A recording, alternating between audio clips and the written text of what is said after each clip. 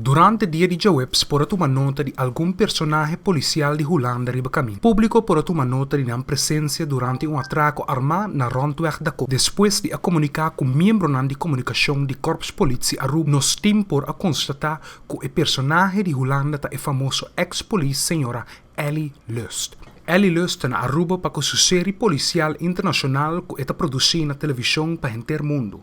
Elie Lust, junto com seu time de camarógrafo, lota junto com os membros do cuerpo policial Aruba, observando e filmando como os polisnan na Aruba está fazendo trabalho e também como está solucionar o casonan de crime na Aruba. Elie Lust nota persona desconoci com o mundo policial.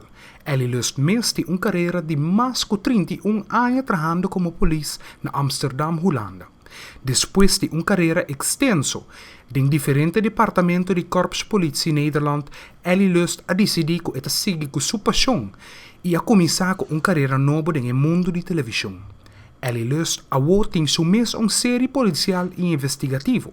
Em série policial e investigativo, Elie Lust viaja rond o mundo e trabalha junto com a polícia do país e experiencia na vida diária de na função como polícia. Durante o próximo dia na comunidade loporwak mais de Elie Lust durante casonan intensivo na Aruba, filmando o trabalho duro e complicado com os polícias mesterhasi diariamente.